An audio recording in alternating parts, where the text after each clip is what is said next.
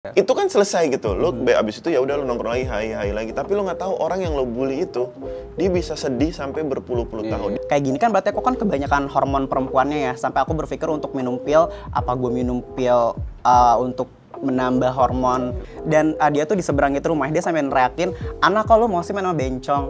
Ibu-ibu. Mamaku tuh langsung lari, langsung berantem. Bahkan di satu wilayah itu mamaku tuh sudah berantem sama semua orang karena memang mereka tuh jahat gitu. Dunia tuh gini-gini aja. Yang jadi masalah adalah ketika lo mendengarkan banyak suara dari luar. Sedih sih kalau misalnya gitu kan, kayak kita sama-sama manusia tapi kok kita nggak di-accept ya. Nah terus teman-teman gue banyak yang nggak terima, gue tuh sampai pernah ditimpuk sampah gitu.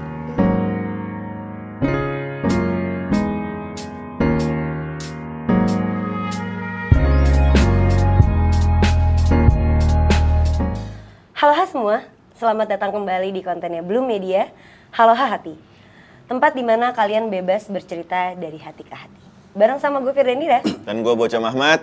Dan sekarang bintang tamu kita tuh ada followersnya Halo Hati nih. Wih. Sadam! Hai, salam kenal Sadam. Thank you banget udah diundang sini. Iya. Sama dong. Sadam apa kabar? Baik, Kak Bocum apa kabar? Baik dong. Ini jemput nama gue pas banget Kak Bocum. Bocumnya. Lo kok nggak kasih manggil gue? Hah? Kak dong. Harusnya apa nih? Kak Bocum paling Kayak benar. oke deh. Dari mana Dam tadi sini? Dari kantor, habis pulang dari kantor langsung ke sini Oke, spesial untuk Bloom Media. Wih. Wih, Gokil. itu jelatan-jelatan pertama. Gue juga dulu begitu. Gue juga dulu. Nah sekarang tapi ini di episode emang di season 2 Halo Hati itu sendiri ya teman-teman. Kita tuh udah punya perubahan konsep di mana karena banyak yang request dari followers kita tuh pengen datang langsung ke sini untuk bisa bercerita, untuk bisa speak up, memvalidasikan rasa apa yang ingin dia validasiin atau berbagi opini dan segala macamnya. Betul. Ini salah satunya dari followers kita. Karena pada dasarnya Halo Hati bukan siapa yang ada di sini, tapi apa yang dibawa ceritanya. Jadi siapapun orang bisa datang ke Halo Hati, kita sharing cerita menarik, kita berbagi inspirasi, dan kita sama-sama belajar, Sadam. Bener. Jadi kalau ada teman-teman yang lain yang ada mau datang ke Halo Hati juga, mau cerita, mau sharing, mau berbagi opini, atau sekedar untuk mendengarkan, boleh banget kalian bisa langsung tulis aja di kolom komentar. Ke DM Instagram yang ada di bawah sini juga, Instagram Halo Hati ataupun Instagramnya Bloom Media. Tapi jangan lupa kalau kalian suka sama kontennya, di like, comment, and subscribe, and share ke teman-teman. Jangan lupa juga follow TikTok kita dan Instagram kita. Betul, Halo Hati. sepakat. Kalau mau potong-potong video juga tolong banget ya teman-teman ya, di tag ke kitanya. Nah biar itu orang dia tuh orangnya tuh suka potong-potong nggak jelas tuh. Iya banyak Iya. karena kita lumayan FVP kan. Oh iya, betul. Beberapa sombong. konten-kontennya ada banyak yang FVP. Dam, jadi mau cerita apa? Iya Kak. Oke, jadi hari ini aku datang ke Bloom ya. Aku mau ngeritain my own experience tentang bullying ya. Oke. Karena menurut aku tuh bullying tuh dampaknya tuh besar banget ya, bukan cuma ke mental kita tapi fisik juga bisa berdampak. Jadi mungkin, dan aku yakin banyak banget nih teman-teman di luar yang relate sama aku dan mungkin bisa terinspirasi dan mereka bisa berdiri di kakinya sendiri sehingga mereka bisa melawan rasa takut dan dampak dari bullying. Betul banget. Emang kamu dibullying apa, Dam? Kenapa? Jadi dari kecil banget aku udah dibully ya, karena memang look aku nih berbeda, terus cara bicara aku, terus dari kecil juga aku mainnya kan sama perempuan ya, most of my friends itu cewek. Jadi mungkin karena itu dari umur kecil banget, dari maybe dari 5 tahun ya, kayak aku tuh udah dikucilkan sama laki-laki karena memang mungkin aku nggak meet their expectation, yang mana laki itu harus gagah, harus main sama laki juga, terus harus main bola gitu kan. Sedangkan aku tuh beda, dari kecil aku udah kayak lebih enjoy main di rumah gitu kan, terus aku juga lebih enjoy main sama perempuan dan mungkin aku memang lebih lembut dari mereka. Jadi memang karena hal itu aku dibully dan dikucilkan sama masyarakat. Teman-teman, Bahkan sama masyarakat juga. Oh iya? Iya. Bullying gender berarti ini maksudnya ya? Betul, gender bullying. Kalau gue boleh tahu, itu tuh benar ketika lo sudah mulai sekolah atau dari rumah pun lo sudah Kedapat bullying itu ya? bullying itu. Bullying itu dalam artian diomelin, dikucilkan, ditegur di rumah atau gimana?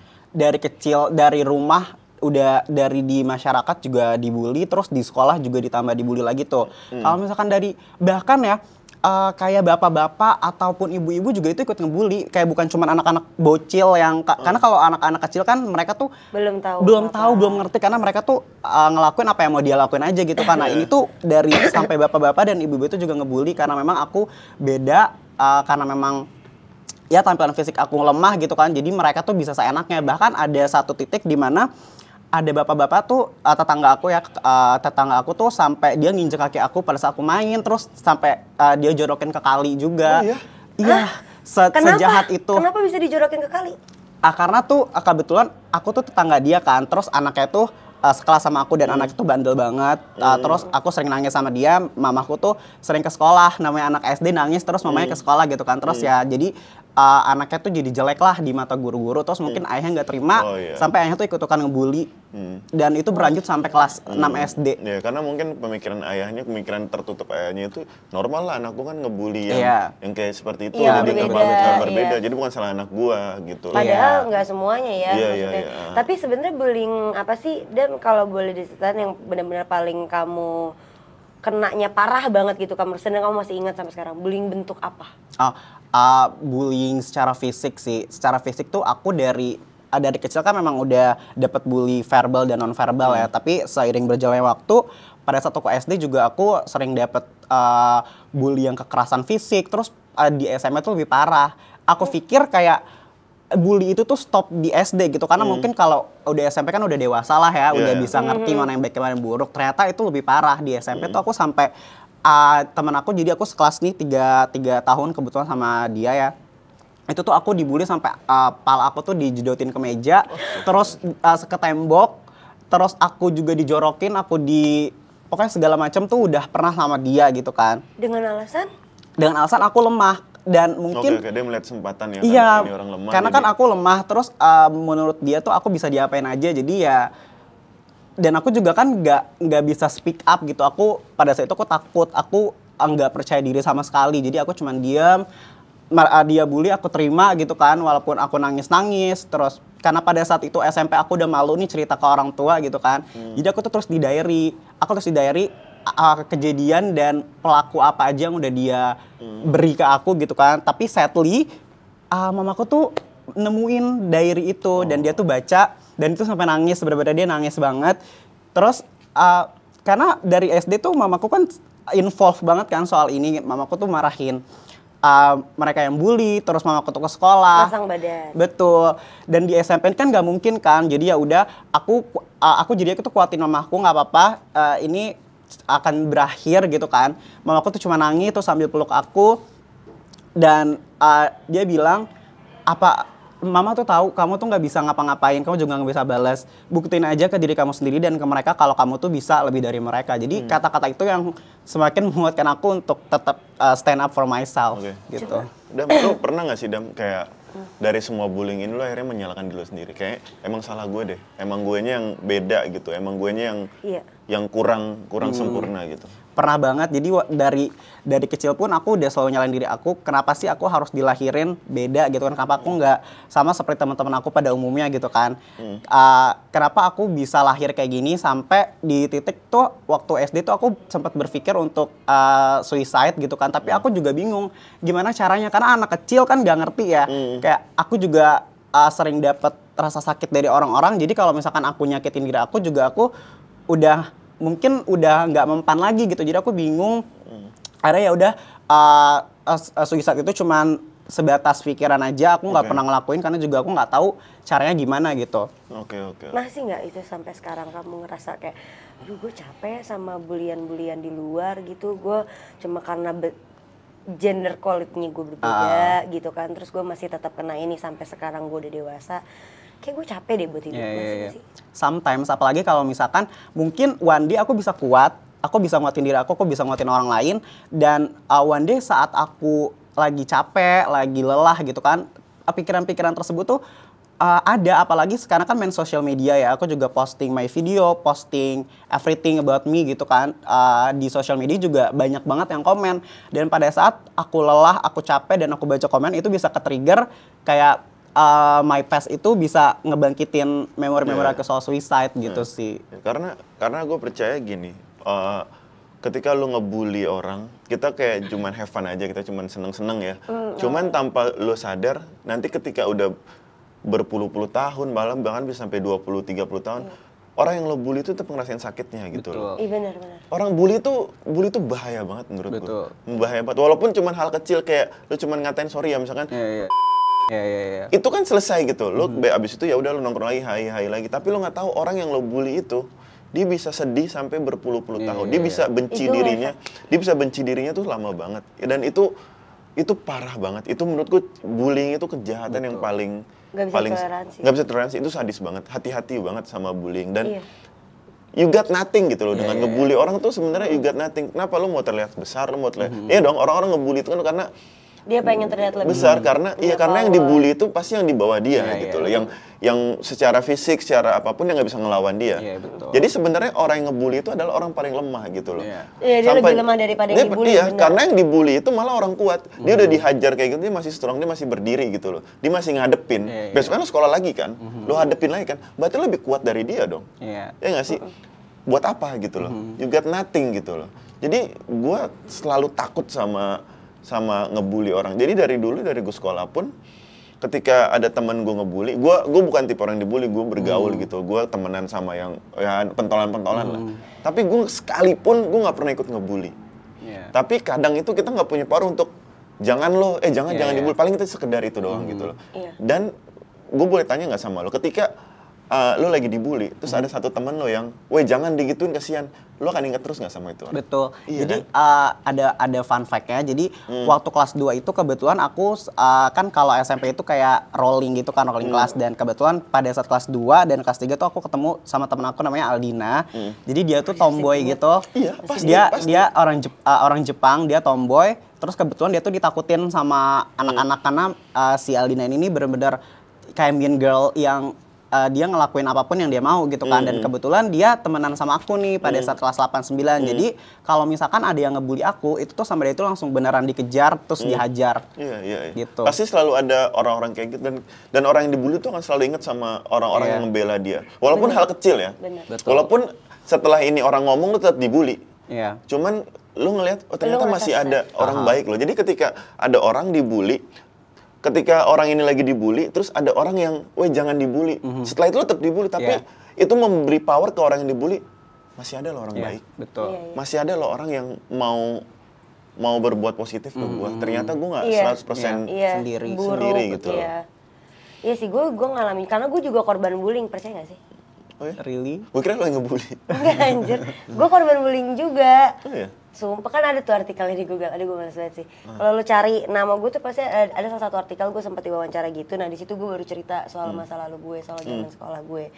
Jadi dulu itu karena bullying tuh banyak banget jenisnya. Betul. Dan hal positif aja kadang bisa jadi bullying buat lo, karena gue digituin. Gue dibully karena gue artis. Oh ya? Aneh nggak sih? Iya. Itu.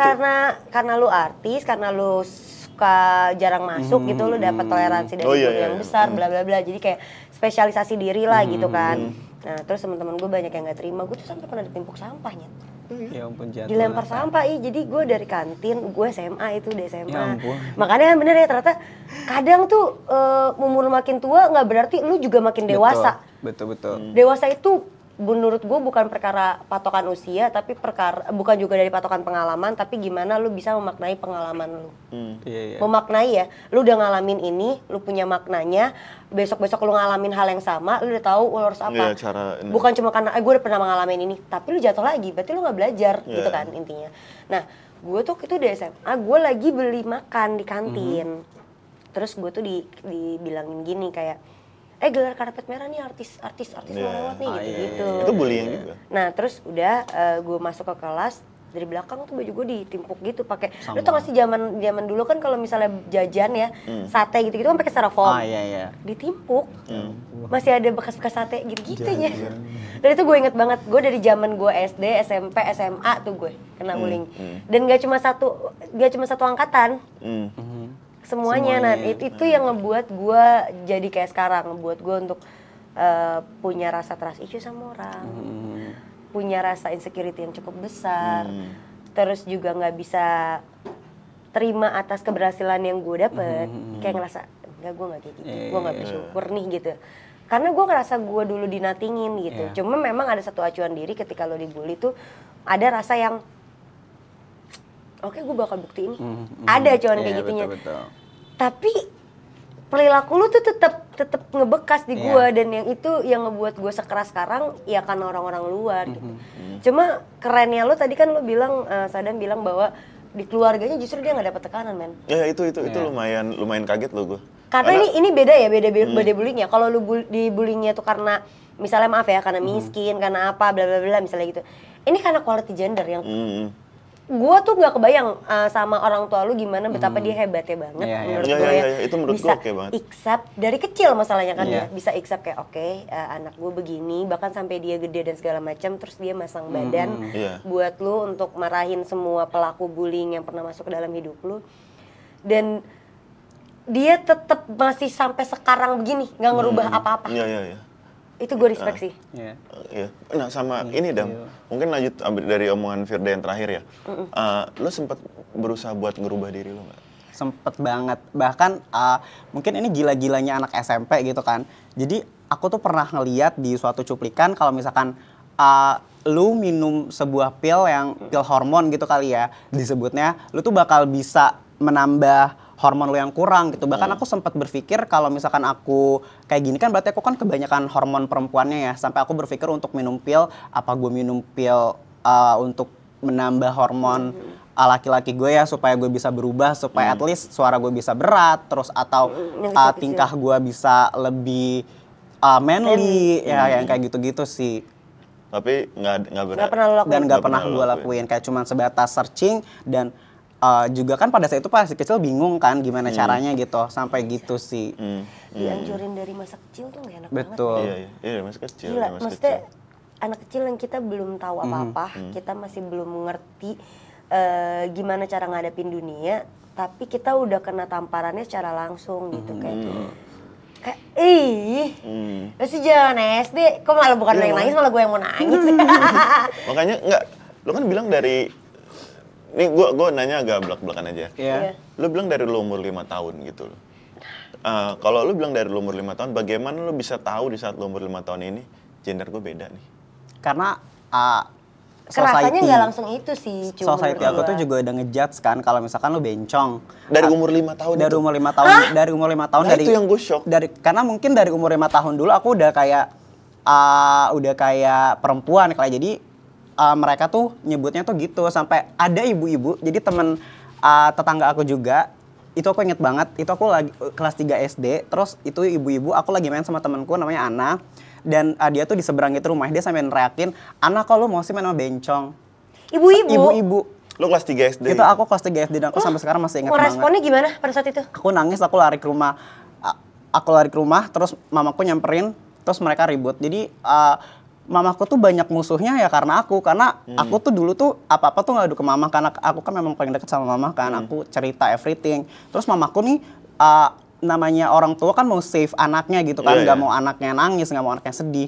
Mamaku tuh langsung lari, langsung berantem. Bahkan di satu wilayah itu mamaku tuh sudah berantem sama semua orang karena memang mereka tuh jahat gitu. Karena mereka nggak bisa nerima gender lo itu. Nah dari tadi kan lo cerita mama. Dalam rumah lo itu ada berapa orang? Jadi aku 3 bersaudara. Aku paling tengah, aku cowok satu-satunya, dan aku hidup sama ayah. Jadi aku satu rumah tuh ada berlima. Kalau ayah gimana responnya? Kalau ayah aku tuh justru tipe orang yang dia tuh kayak bodo amat. Maksudnya namanya laki gitu kan. Terus ayahku tuh juga pendiam. Yang lebih powerful tuh mama aku. Jadi kalau ada apa-apa tuh mama aku yang maju gitu. Ayahku tuh justru tuh kayak takut juga gitu. Jadinya apa-apa tuh mama aku. Coba dia ngeliat lu kayak gini gimana? Ayahku. Ayahku nggak tahu kok kayak gini, mungkin karena orang tua udah tahu gitu kan, udah tahu ada anaknya dari kecil, ya dia sih accepting aja dan dia tuh selalu mendukung apapun yang aku lakukan. Justru malah mamaku.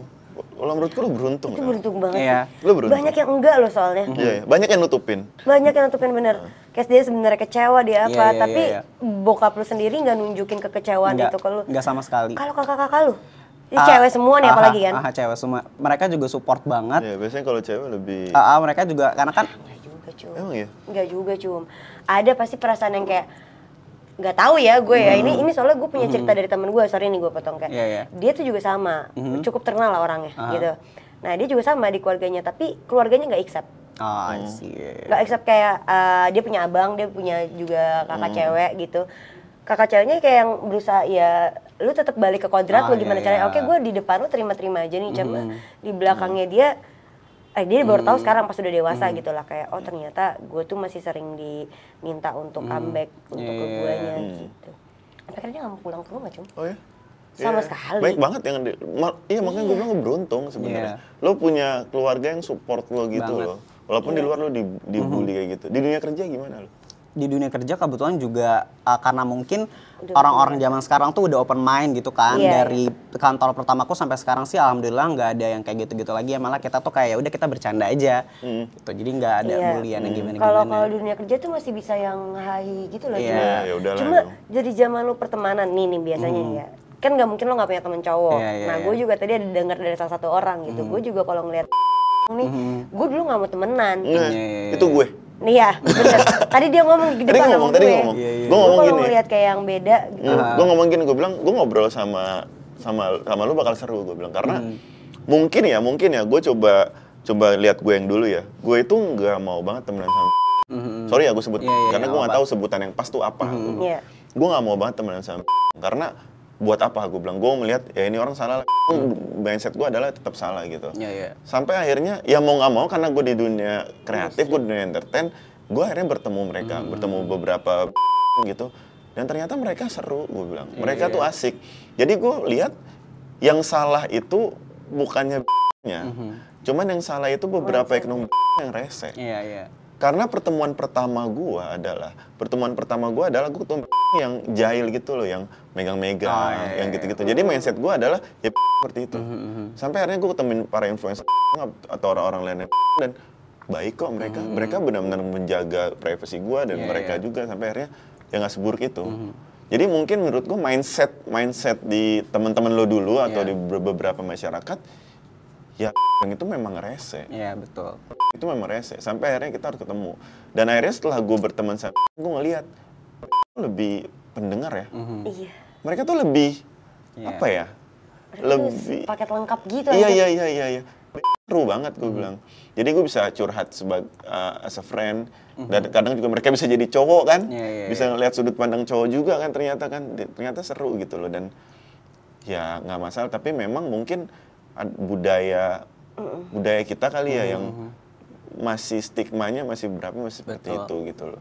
Sebenarnya kayak analogi tulisan sih, ini jadi masuk ya ke dalam one-liner saya ya teman-teman ya. Boleh. Kayak sebenarnya kalau emang tulisan lu jelek, lu nggak harus ngerubah tulisan lu. Betul. Lu cari orang yang bisa baca tulisan lu, tapi ini bukan soal tulisan. Gitu. Jadi kalau emang kita pribadi kita kayak gini, kita tuh nggak harus, maksudnya gini. Kita itu tidak bisa menyenangkan hati semua orang. Betul. Bener ya? Kita nggak bisa ngikutin apa yang dimauin semua orang. Kayak kita lah bikin konten kayak gini, pasti ada pro dan kontra. Itu gue sepakat banget. Ada yang suka, ada yang nggak suka. Kalau kita terus dengerin, ya maka terus-terusan gak baik-baik aja. Makanya sebenarnya dunia itu gini-gini aja, men. Dunia tuh gini-gini aja. Yang jadi masalah adalah ketika lo mendengarkan banyak suara dari luar. Ya, betul. Itu akan ngerubah tuh, elunya berubah, akhirnya juga sudut pandang berubah, sekeliling juga berubah.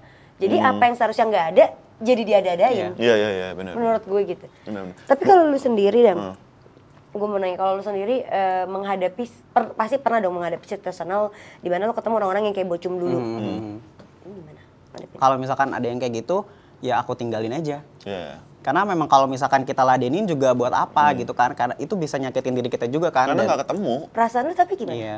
Sedih sih kalau misalnya gitu kan, kayak kita kok kita sama-sama manusia tapi kok kita nggak di-accept ya. Karena cuma kita beda sama kalian gitu. Iya. Nah, gue tertarik bahas tentang gender deh, tentang gender lo gitu. Gue mau tahu sebenarnya gender seperti lo ini, kalian memakai lebih nyaman pakai baju cowok atau baju cewek, atau kalian pakai baju cowok karena ya udah gue memang harus pakai baju cowok, atau misalnya ada kesempatan lu mau nggak siap hari pakai baju cewek? Kalau aku pribadi, aku tuh suka banget pakai apapun yang mau aku pakai gitu, terlepas itu bajunya apa gitu kan. Dan kebetulan fashion item aku di rumah tuh juga banyak kan yang colorful kan. Aku baik colorful, terus aku banyak jaket-jaket yang kayak cewek gitu. Dan aku nyaman, aku memang nyaman yang kayak gitu. Tapi mungkin karena memang kita tinggal di Indonesia yang tahu sendiri kan. Jadi ya aku sebisa mungkin ya aku akhirnya jadi fit sama society gitu. Jadi aku kalau misalkan pakai baju-baju yang kayak gitu paling di occasion yang tertentu kayak misalkan konser atau festival itu aku pakai. Tapi kalau misalkan daily atau aku mau kemana-mana nggak bisa.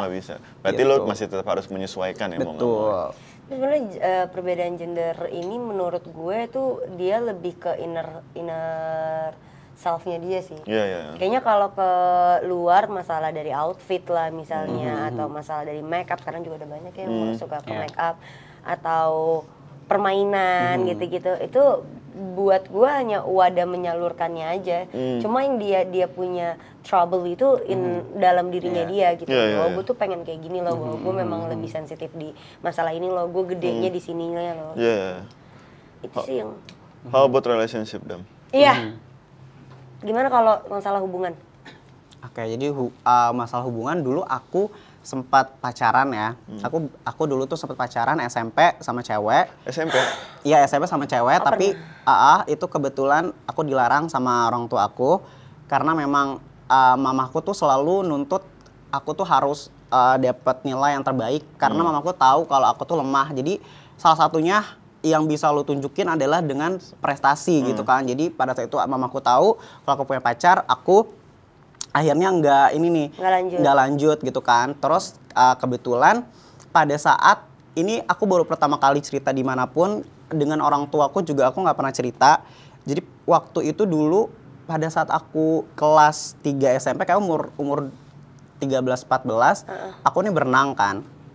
Aku berenang di salah satu gor gitu, terus aku mandi, kebetulan di depan aku nih ada cowok, di depan aku ada cowok, terus aku di belakangnya gitu kan, terus karena pada saat itu ngantri banget, terus dia nawarin mau mandi bareng nggak gitu kan, terus ya namanya anak kecil nggak ngerti gitu kan, aku mau aja karena memang ngantri banget kan, dan setelah saat itu pas kita di kamar mandi dia kan mandi terus aku nih bener-bener risih gitu kalau misalkan sama orang yang gak dikenalkan. Aku nggak pakai baju.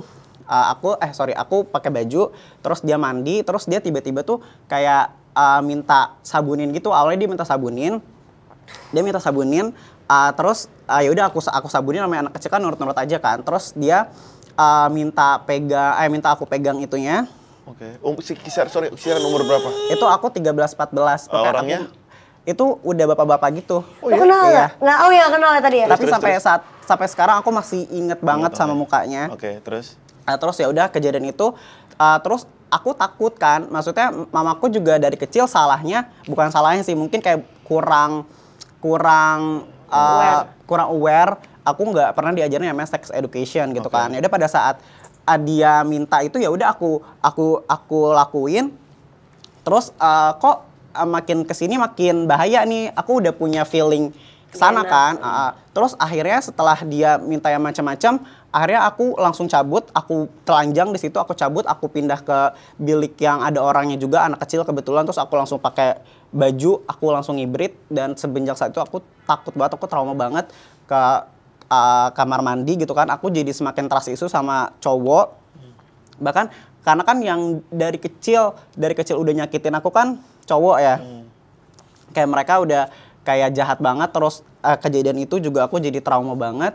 Terus tapi di sela-sela itu saat aku SMK aku tuh jadi kayak ada ketertarikan sama cowok gitu. Bentar. Satu persatu kita bedah deh. Boleh. Coba, anjir, berat napas gue langsung. Terus lu mau nanya, kenapa SMP pacaran sama cewek? Iya. Itu Kenapa gue lu mau nanya? nanya, lu berarti kan Sadam nih masih pernah ada ketertarikan sama perempuan. Waktu lo ngejalanin sama dia kayak gimana? Apa yang lo rasain? Itu dulu deh, pelan-pelan kita bedahin. Oke, jadi pada saat itu kebetulan dia tuh kakak kelas aku ya. Dia kakak kelas, kita tuh ketemu satu ujian, dia di depan aku di belakang. Terus kita tukar-tukaran Facebook, terus berlanjut ke nomor HP kan pada saat itu. Terus yang membuat aku suka sama dia adalah karena dia tuh tomboy, kebetulan dia tomboy. Terus dia tuh kayak ketutup sisi lo. Dan kebetulan dia mengerti, dia care banget. Terus dia juga bisa ngerti aku. Aku pikir dengan aku yang seperti ini tuh nggak ada orang yang mau nerima aku gitu. Ternyata dia mau nerima. Terus dia juga kayaknya tuh kayak save my life banget lah. Dia kayak bisa Guardian angel. Betul banget. Dan saat itu aku suka sama dia, hari kita pacaran. Yang Jepang tadi bukan sih? Bukan. Oh, bukan beda. Ini kakak kelas aku. Oke. Beda, kalau dari seangkatan. Kakak kelas aku. Terus udah gitu ya udah kita pacaran seminggu, abis itu kita harus putus. Iya, Gitu karena Oh sih. tapi intinya lo masih ada rasa itu ya, maksudnya lo Iya. ngejalaninnya juga dengan nyaman ya. Betul. Karena dia mengisi kekosongan apa yang Betul dia nggak banget. punya. Iya. Nah beranjak ke move masalah, berarti yang di kamar mandi itu pelecehan seksual pertama yang lo Itu dapat dari betul laki-laki. banget, betul. Nah endingnya lo bisa jadinya tertarik sama laki-laki gimana? Karena lo Pas di bilang SMK bahwa, nih. Hah? Pas di SMK baru dia sadar. Iya, pas Iya, nah itu gimana? Karena kan dia bilangnya dari kecil dia tuh disakitin sama laki-laki karena pola mindsetnya dia, ya kan? Karena si pola mindset laki-laki yang ngata-ngatain dia nih, das, sampai akhirnya dia menjelang ke SMP, dia beranjak, dia dapat juga dari secara fisiknya. Iya, akhirnya trauma. Akhirnya trauma. Nah, harusnya kan udah dua faktor iya. ini nih. Lu bisa aja untuk nggak suka sama laki-laki lagi gitu kan. Tapi ternyata lu malah punya ketertarikan. Itu gimana ceritanya, Dan? Oke, kebetulan pada saat aku SMK itu aku tuh main Facebook. Aku main Facebook terus ada tiba-tiba tuh yang nge-DM aku dan dia cowok kebetulan. Dia cowok terus udah gitu dia ini baik banget. Dia baik banget terus kita tuh sering ketemu kan. Kebetulan kita sering ketemu, kita main bareng. Dia ini lebih tua dari aku. Dan dia tuh bener-bener beda banget sama laki-laki yang lain gitu kan. Dia nge-treat aku tuh baik banget, terus dia nggak pernah yang namanya nuntut atau namanya ngata-ngata itu nggak pernah. Terus aku mulai nyaman tuh.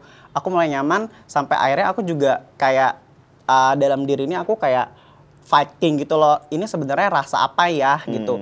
Apakah harus gini gitu.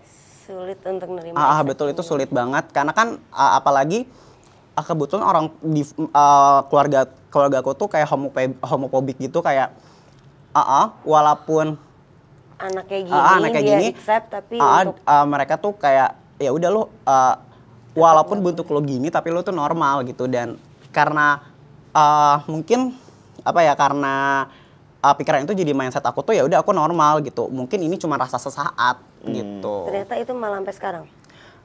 Sampai sekarang malah aku jadinya tuh questioning gitu loh. Oh, masih questioning? Masih questioning banget sebenarnya aku tuh into mana ya gitu. Oh jadi masih ada rasa ketertarikan sama perempuan, sama laki-laki juga ada. Iya. Tapi nggak tahu nih gue mau milih yang mana nih untuk Bingung, pas. masih Betul bingung. banget. Gokil. Emang sih tahu accepting diri tuh. Susah banget. Iya. Terus lo gimana sekarang? Lo umur berapa sih, Dam? Aku kebetulan 22 sekarang. Oke. Dan di umur 22 ini lo belum tahu nih. Belum Gua tahu. arah gua mau kemana? Belum tahu banget. Tapi di umur 22 sekarang, di umur berapa lu pertama kali accept untuk kayak self love ke diri lu bahwa oke, gue beda nih. Oke, gue lebih perempuannya lebih gede sisinya dan segala macam sampai bisa ke semua kejadian yang pernah lo alamin tuh pertama kali accept tuh lu umur berapa? Justru baru-baru ini kayak pas aku umur 21 tuh aku baru accept. Dan mungkin seiring berjalannya waktu, seiring aku juga bisa berpikir ya, aku jadi sadar ya semua manusia tuh emang gak ada yang perfect gitu. Kita tuh unik di cara kita masing-masing. Dan setelah aku trace back ke hidup aku yang dulu, ke stage-stage aku yang dulu udah pernah aku laluin, aku jadi sadar kalau misalkan gue nggak begini, mungkin gue nggak pernah akan bisa dekat sama guru-guru, gue nggak akan bisa punya teman-teman yang super solid, gue nggak akan bisa sekuat sekarang, gue nggak akan bisa toleransi, bahkan bisa-bisa gue bisa nyakitin orang kalau misalkan gue beneran di fisik yang cowok yang seperti gue inginkan dulu gitu. Dan cara pertama apa yang lo lakuin dan untuk menerima diri lo? Untuk nerima diri aku dulu, Selain pertama tadi dari nulis di diary gitu kan, untuk mencurahkan isi hati, terus bentuk validasi apa lagi? aku tahu di mana posisi aku karena juga dari kecil aku kebetulan top 3 ya. Jadi aku tuh walaupun aku seperti itu, aku juga dulu tuh insecure banget. Aku nggak percaya diri sama sekali. Aku jadi anak yang pendiam. Padahal aku tuh dulu waktu kecil tuh aku selalu ceria kan. Karena bulian tersebut, aku jadi punya limitation dan aku jadi nggak bergerak sama sekali. Terus cara aku yang tadi adalah itu aku belajar vlogging. Aku jadi dari belajar vlogging tersebut, aku lihat diri aku, ternyata aku bisa ya. Ternyata aku bisa speak up for myself. Terus aku bisa ngelakuin apa yang aku bisa. Terus aku juga mulai coba pakai outfit yang aku mau. Aku coba pakai apapun yang aku suka. Jadi semenjak saat itu, semenjak aku belajar menerima diri aku belajar untuk nggak mikirin sekitar. Itu titik poin aku yang bisa bikin aku jadi ya udah ini gue loh gitu.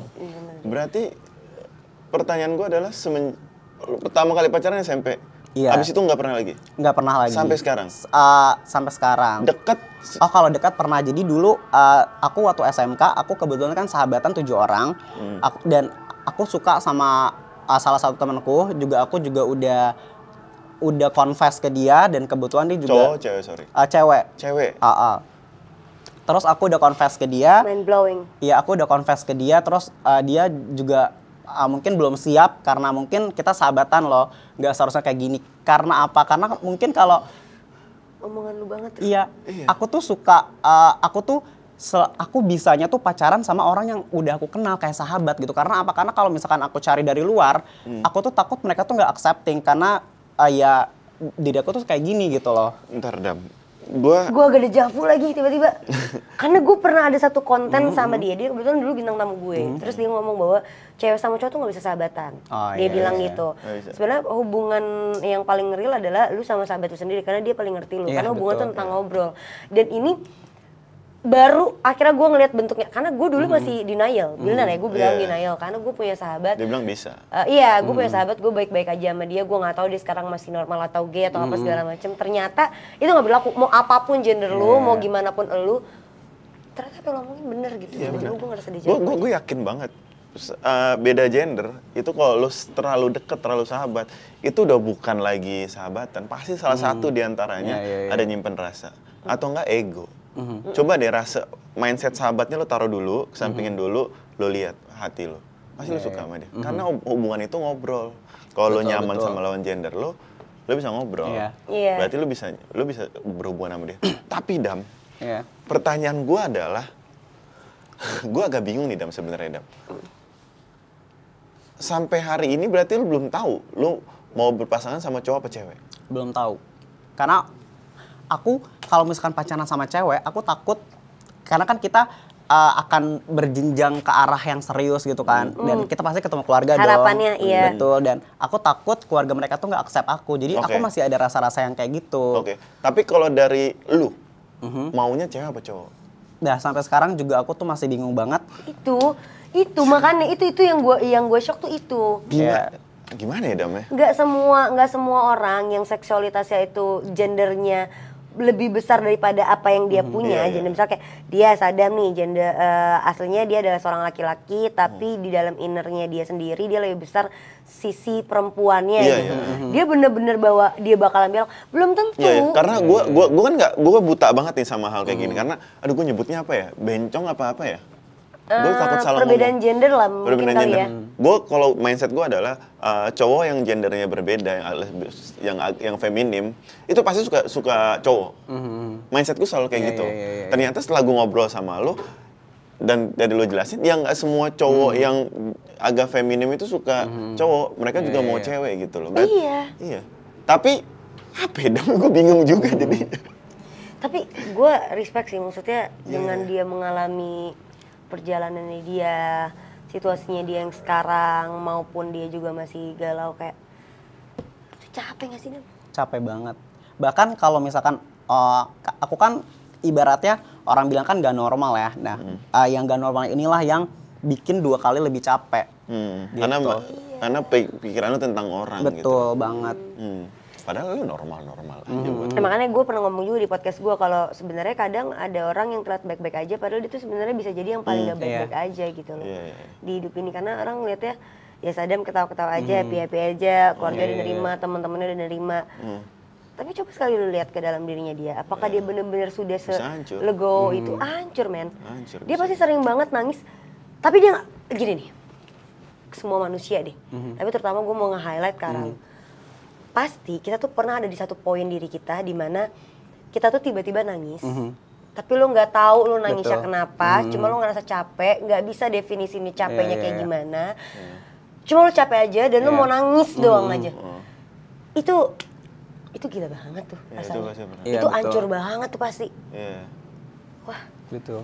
Ini mind blowing nih buat gue nih. Gue bingung.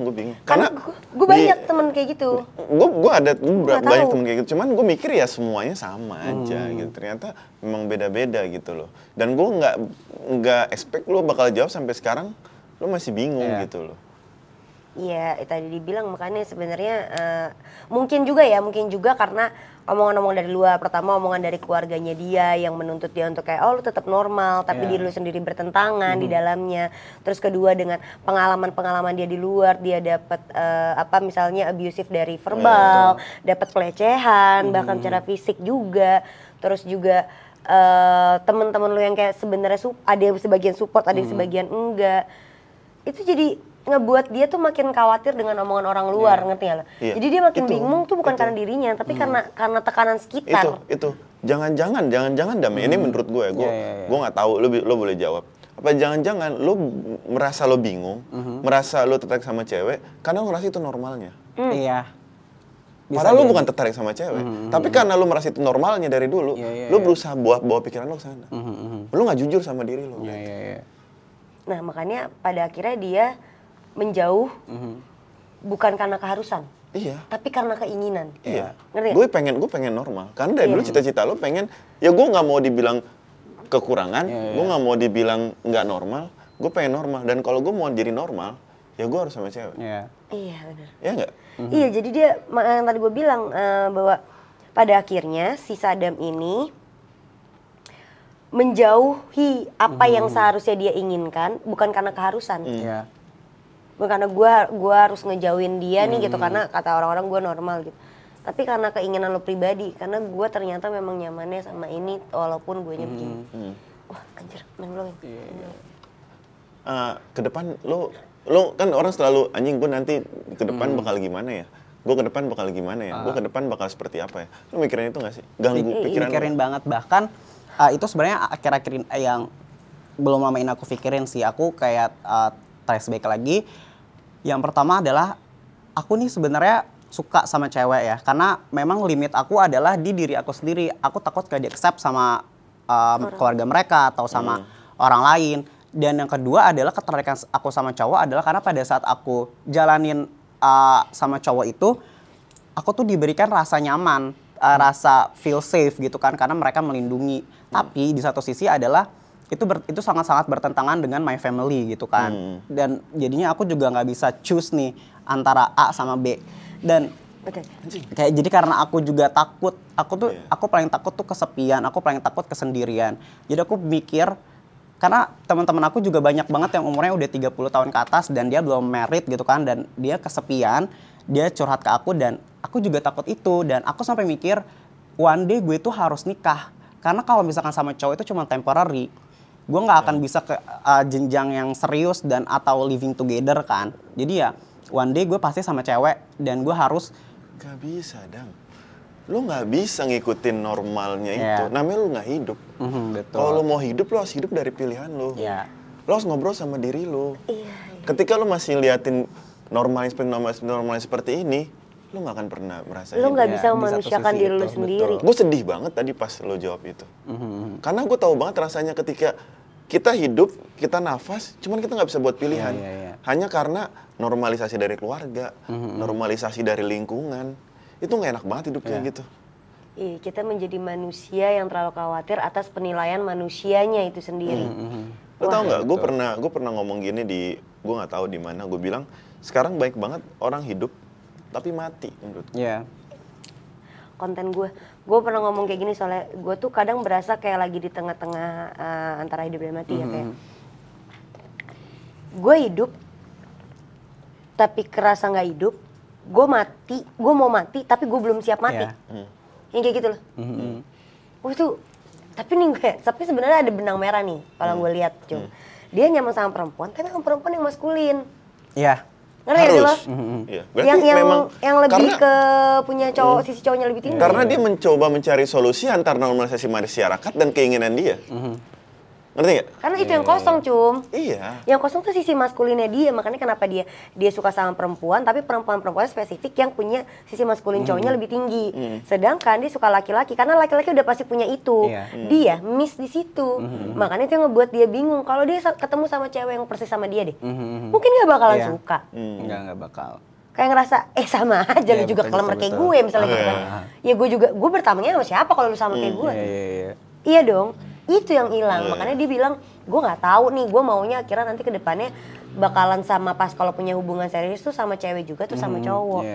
Tapi normalisasi itu harus lo hilangkan dulu sih. Iya benar. Karena gini, kalau lo nggak hilangkan normalisasi itu, lo nggak akan pernah hidup. Ngerti nggak? Karena lo mau cari kemanapun, mau ikut normalisasi segimanapun, itu udah bertentangan sama lo. Kalau di sini, ya nggak? Apapun lakukan itu bertentangan di sini. Betul. Ya nggak sih? Jadi lo harus ngilangin itu dulu. Lo harus ngilangin itu, lo harus pikirin dulu diri lo. Dan kadang untuk dapetin hidup yang luar biasa, kita harus kehilangan sesuatu yang luar biasa, Dam. Ngerti nggak? Banyak orang ngorbanin keluarga, ngorbanin apa buat dapetin sesuatu yang luar biasa. Karena gini loh, nggak selamanya lo ngikutin apa kata keluarga lo. Bener. Kata orang lain itu bener. Orang lain itu bisa jadi orang luar. Gue ngomong keluarga. Banyak banget orang ngikutin keluarga ternyata hancur. Buat apa lo ngikutin keluarga lo happy, tapi lo nggak ngerasain bahagia. Karena yang ngerti diri kita tuh kita. Iya. Keluarga tuh support. Keluarga tuh nggak bisa. Oke, kita hormatin ayah ibu kita. Kita hormatin keluarga kita. Cuman menurut gua nggak selamanya keluarga itu bisa nuntut apa yang kita lakukan. Karena pada akhirnya ketika kita jatuh, diri kita dulu. Walaupun ada keluarga. Cuman diri kita dulu. Keluarga cuman pada akhirnya keluarga cuman ya udah deh, kamu coba ambil jalan kamu setelah hancur. Belum tentu mental lo masih ada. Belum tentu semangat lo masih ada. Jadi menurut gua be yourself, keluarga nggak bakal ninggalin lo. Iya benar sepakat sih. Be yourself dulu aja. Karena keluarga itu, orang tua itu adalah nggak bakal ngerti lo mau ngomong sejauh apapun, orang tua tuh nggak bakal ngerti. Karena beda zamannya, udah beda zaman, terus perubahannya tuh gila banget. Jadi yang bisa kita lakuin adalah, gue nggak bisa nurutin orang tua gue di sisi ini. Cuman gue akan tetap jalan. Nggak apa-apa lo sakit hati dulu, cuman gue akan ngebuktiin di sisi lain, gue akan banggain lo. Dari sisi prestasi gue, lo akan accept gue nanti. Ngerti nggak? Makanya gue nggak setuju orang bilang, ya gue broken home karena orang tua gue nggak support gue. Setelah udah jalan bro, lo bisa buktiin. Bukan berarti lu nggak jalanin yang orang tua lo setuju itu, lu anak durhaka. Banyak jalan untuk ngehargain orang tua dan lu harus accept diri lo dulu. Ini bukan malah berlangsung mengguru ya, ini maksudnya kita opini-opini kita aja kayak yang menurut gue memang sebenarnya jalan keluar dari sebuah masalah, seluruh masalah adalah ada di dalam diri kitanya. How to kita mikir, how to kita ngerasain. Makanya gue sepakat, tadi gue sempat nanya kan, how to lu make a deal sama diri lo, how to lu love yourself. Dimulai dari nulis, dimulai dari akhirnya cerita, mulai memberanikan diri bikin vlog dan segala macam. Nah ini juga yang mau gue highlight mungkin ke teman-teman Halo Hati yang ada di rumah ya. Kita nyebutnya, tadi kita ketemu nama fanbase kita. Halo Besti. Halo Besti. Buat besti-besti kita yang ada, yang lagi nonton ini. Validasi, karena ada di konten waktu season 1, ada yang bilang terlalu banyak memvalidasikan diri atau bla bla bla bla bla. Karena validasi diri tuh penting, sekarang udah diwadahin semuanya. Lo kemana-mana aja, lo bangun tidur aja udah begini. Ini bentuk-bentuk validasi lo itu di sini nih semua. Apapun itu di sini semua udah ada sarananya. Ya kalau gue udah dikasih sarananya masa iya gue nggak pakai? Logikanya kan gitu kan. Karena semakin lo tahan, jadinya lo semakin bimbang. Kita ngevalidasiin diri tuh untuk ngebuat kita menjadi lebih hidup, lebih manusia. Kalau lo nggak suka tinggal skip. Makanya gue senang banget ketika lo mulai menulis, lo mulai merekam diri lo melalui vlog dan bla bla bla. Akhirnya bisa nunjukin ke halayak ramai. Walaupun pertamanya hanya depan kamera face to face sama elunya juga. Kemudian lo nextnya bisa keluar dari zona itu untuk nunjukin style lo, outfit lo.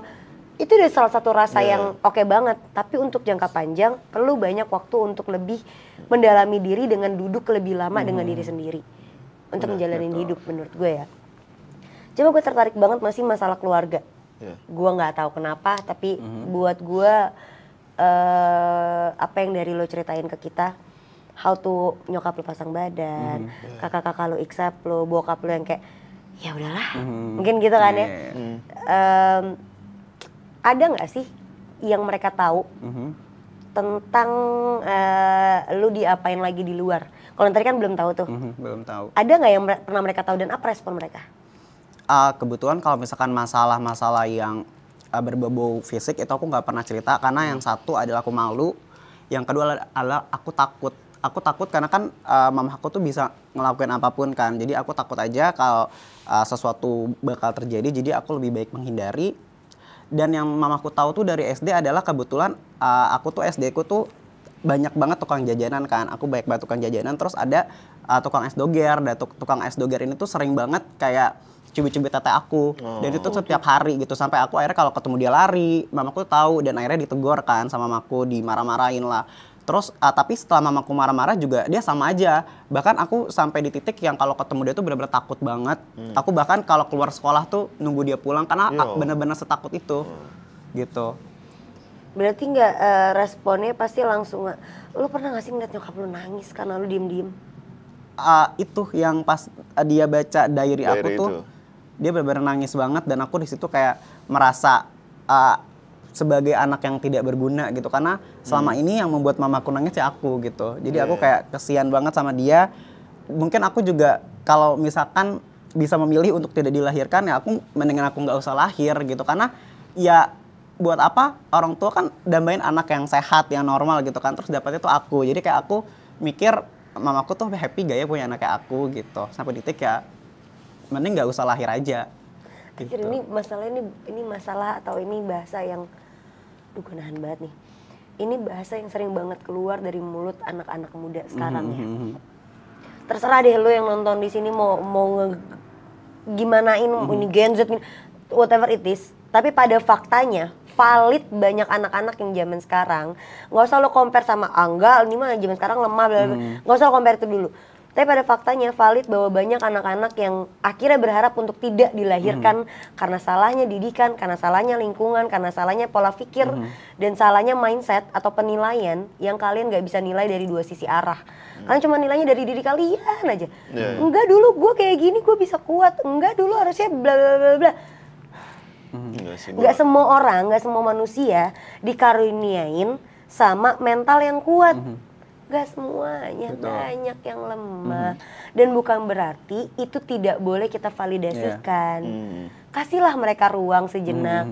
Dengan cara lu mau untuk menerima, dengan cara lu mau untuk mendengar dan tidak ngejudge orang-orang yang lemah itu. Lu nyelamatin satu nyawa, anjing. Betul. Iya. Sumpah nih gue udah ngomong sampai emosi karena gue sering banget digituin. Kenapa sih lo harus kayak gitu? Gue sampai kayak anjir gue juga nggak mau kayak gini. Kalau misalnya bisa mati mending mati aja gue. Sering banget. Makanya kalau ada lu ketemu sama orang-orang yang lagi lemah atau apa, berhenti deh. Kalau lu emang nggak bisa ngasih saran, nggak bisa ngasih tenangan, setidaknya lu diam. Ya, diam tuh lebih baik sih menurut gue. Iya. Nggak usah lu masukin lagi. Ya itu sama aja kayak gue ngomong yang pertama tadi kan yang masalah bullying itu. Kadang mereka negor kayak gitu apaan sih lemah banget itu cuma ya udah cuma ngetik aja abis ngetik gue nggak punya rasa bersalah hai cuman lo nggak tahu efek ketikan lo itu bisa aja orang itu bunuh diri. Betul. Oh iya nih gue lemah gitu loh karena orang kalau lagi lemah itu semua ditelan semua dimasukin gitu loh. Jadi ya kalau misalnya kita nggak setuju sama satu hal kayak zaman dulu ketika gue nggak suka sama gender yang berbeda ya gue milih diem. Gue memilih untuk ya udah gue nggak ngapa-ngapain karena selama lo ngeganggu gue ganggu lo kita selesai gitu loh. Ngerti nggak? Karena apapun yang lo lakuin gitu untuk ganggu orang untuk kayak nunjukin ke orang lemah lo gini gue nggak dapet apa-apa dan itu bisa jadi efek yang panjang buat orang itu. Jadi ya, diem tuh lebih baik, benar kata Firda. Karena zamannya udah berubah men. Maksudnya gini, kalau orang-orang di generasi yang sebelumnya ya bilang kayak kalau lo nggak suka lo cabut aja. Iya zaman dulu mah dari nongkrong nggak suka gue bisa pulang. Zaman sekarang gue nggak pakai nongkrong gue lihat udah ada. Gue mau ngindarin gimana orang ini bisa 24 jam kita pegang kok. Makanya gue ngomong kalau lo mau mati cepet main handphone tanpa berhenti. Bener. 24 jam diam main handphone. Matinya cepet. Itu gue setuju lagi. Karena yang ngebunuh kita itu ini. Apapun ada di situ. Ada di sini. Ini zamannya udah beda. Kalau dulu kita nggak perlu kayak keluar rumah dulu untuk tahu kita ngerasa sakit hati atau enggak, ya kan? Kita dapat bullying, kita bisa kabur kemana. Sekarang enggak, men. Sekarang lu diem aja nggak ngapa-ngapain, lu bisa ngerasa sakit. Kalau orang bilang ya nggak selemah itu, ya lu aja main kan ini. Lu nggak kenal gue aja lu bisa ngehina gue. Lu siapa? Kan gitu kan. Kalau dulu mah kita dibilang ABCDFG, lu tatap muka guanya. Bisa gue gampar lu balik, bisa gue tiba-tiba pulang ke rumah lari nangis ngomong ke orang tua gue. Sekarang kita aja kadang mau nangis mikir ya ke orang tua. Makanya media sosial jahat banget sekarang. Jahat. Media sosial tuh terlalu jahat anjir. Gila banget. Nah, gue mau nanya deh Dam. Lu kan sekarang nge-vlog lu bilang tadi kan. Iya. Jadi konten kreator TikTok juga kan. Dari sana positif atau masih ada bullying? masih ada bullying banyak banget. Banyak banget. Banyak banget bullying. Di zaman Kayak sekarang. banyak Pasti banget. Android lebih gila Banyak sekarang. banget. Enggak, tapi kan banyak banget konten kreator yang gendernya beda sekarang dan banyak disupport gitu. Dan ternyata masih ada bullying. Bullying contohnya kayak gimana? Jadi ini ada komen yang jahat banget yang aku ingat banget. Ada yang komen gini, gue sumpahin lo ketabrak kereta gitu kan biar lo gentayangan. Terus yang paling jahat adalah ini anak pasti digedein sama uang haram. Itu sih yang paling bikin aku sakit hati banget. Atas dasar konten apa? Mereka komen itu pas di konten mana? Pas aku upload foto. Karena kebetulan aku kan foto kan kalau di Instagram ya udah aku upload foto yang aku mau upload aja gitu kan. Terus kebetulan aku juga kalau di YouTube itu kayak ngomong gini kan. Terus ada banget yang ngomong kayak ih kok cara ngomongnya gitu sih gitu atau lekong ya gitu, banyak banget yang bencong itu banyak banget sih gitu. Wah gila, maksudnya cuma dari upload foto aja lo bisa nyumpain orang kayak. Makanya ya sebenarnya Nggak ada hubungannya juga. senjata paling berbahaya manusia tuh ini nih, jempol. Betul. Di zaman sekarang. Di zaman sekarang iya. Nih 2 jari ini doang nih. Berasal tapi dari mana? Ini Hatinya kotor. sama lidah. Iya. Udah itu tuh. Mulut nih, udah. Tapi kayak gitu tuh balasin nggak sih, Dam? Iya. Aku balasin tapi aku balasnya tuh dengan sisi yang motivasi dia gitu. Aku nggak pernah ngebales hate comment sama hate comment lagi karena menurut aku itu sama aja kayak mereka. Jadi aku sebisa mungkin aku balas dengan yang nice, tapi sebisa mungkin aku nggak balas dia gitu. Pertanyaan template. Biasanya kalau kita tuh sebagai orang baik ya, kita selalu begini, lu tuh baik banget, gue tuh udah jahat sama lu, gue tuh udah nampar lu, pasar gitu kan. Kalau lu masih baik aja sih, alasannya apa dong? Simple, mamaku tuh dari kecil tuh selalu bilang, walaupun lu dijahatin gimana pun, lu nggak boleh balas kejahatan. Karena apa? Karena one day lu nggak pernah tahu lu tuh bakal butuh dia gitu. Jadi sebisa mungkin kalau misalkan lu nggak bisa baik sama orang, ya itu jangan jahat. Karena one day lu pasti butuh orang lain. Ternyata berputar ya. Karena gini ya teman-teman, makhluk yang tercipta di dunia ini tuh ada manusia, ada jin, ada tumbuhan, ada binatang, Betul. ada setan. Udahlah, kita punya porsinya masing-masing. Jangan lo manusia, tapi lo ngambil tugasnya setan. Tuh. Udah berhenti aja, jadi manusia aja. Apa sih susahnya manusia ke manusia lain? Dengan tutup mulut lu sendiri, tutup semua indera lu sendiri. Atau salah satunya kalau emang lo mau buka mulut, indera mata telinganya ditutup. Lo mau buka indera mata, ya mulut sama telinganya ditutup. Kan gitu. Iya. Dam, lo perjalanan panjang juga ternyata ya. Iya. Berat ya? Berat banget. Sakit, Dam ya? Sakit banget. Tidur tenang gak sih, Dam? Apa siap tidur lo overthinking? Jadi ini juga salah satu cerita. Jadi aku tuh energi aku kan banyak banget ya. Jadi aku dari kecil emang aku nggak bisa tidur. Aku nggak bisa tidur kayak waktu kecil aja tuh aku tidur bisa jam 12 karena aku banyak mikir kan. Terus sampai di titik yang pada saat aku lulus SMK aku udah kerja kan. Aku udah kerja tuh aku tidur sehari tuh bisa jam 3 malam karena aku banyak banget yang aku pikirin, entah itu soal keluarga, soal karir, atau soal mimpi-mimpi aku gitu kan. Saking aku nggak bisa tidur, aku tuh konsum namanya tuh ada obat flu gitu namanya Rinos. Oh tahu. Itu tuh dia kan bikin ngantuk ya. Jadi aku selama 1 tahun itu dari 2019 ke 2020 aku tuh kalau mau tidur harus selalu pakai itu. Karena kalau misalkan enggak aku nggak bisa tidur sama sekali. Yang paling parah di pikiran lo tuh apa? Karena aku Yang top of mind gitu loh. aku nih mau jadi apa sih nantinya gitu kan. Karena dari kecil sampai sekarang tuh mamaku tuh selalu berjuang untuk aku gitu. Jadi Ya, lo nggak apa mau sih yang bisa gue sia-siain. lakuin untuk mamaku. Jadi itu sih. Jadi karena itu aku juga kerja mati-matian, terus aku juga bikin konten, aku juga itu. Jadi aku memang tidurnya juga jam 3. Terus aku pikir aku nggak bisa lama-lama kayak gini terus nih gitu kan. Nanti bakalan nggak enak ke depannya gitu kan. Terus semenjak tahun 2020 itu yang salah tuh. aku udah mulai stop, aku mulai belajar cara tidur yang baik dan benar. Jadi sampai sekarang aku udah nggak minum lagi, aku udah bisa tidur walaupun juga masih malam sih, tapi at least udah nggak konsum obat itu. Oke. Gitu. Kalau misalkan lagi lebaran atau apa, keluarga besar gimana? Keluarga kebetulan kalau aku di keluarga mamaku tuh kita bestie banget, jadi kita kumpul-kumpul biasa.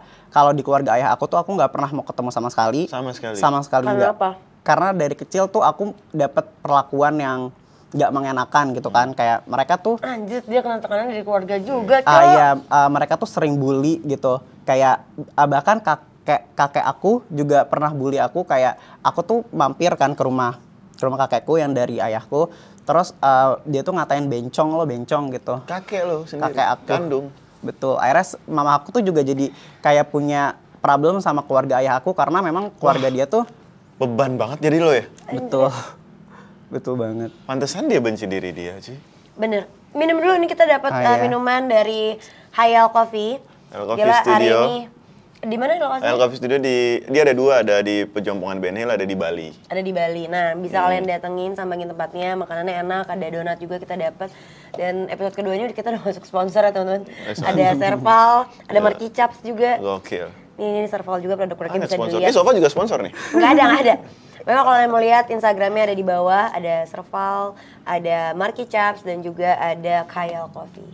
Oke, ini Studio. aku minum dulu ya, Itu Bu. nggak apa-apa, silakan, boleh. silakan. Nah, kita juga nggak bisa napas dari tadi ngobrol kayak, anjir, tekanan lu bener-bener, gue shock sih. Iya.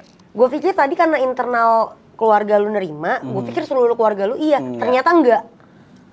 Ada yang nggak nerima itu adalah dari keluarga ayah aku tuh yang benar-benar kayak ya Tapi udah bokap masih tetap ngumpul dengan mereka. masih tetap kumpul tapi nggak sama kita. Nah, reaksi bokap gimana ketika lu nya digituin? Nah, kebetulan ayahku tuh tipe orang yang Cuek. dia tuh nerima Nggak aja. bisa ngomong, bokap Jadi itu dia pasti juga dalam ada nih. Iya. Nah, iya. Pasti. Tapi bokapnya tuh bukan tipe ngomong, kayak Betul. babe gue juga.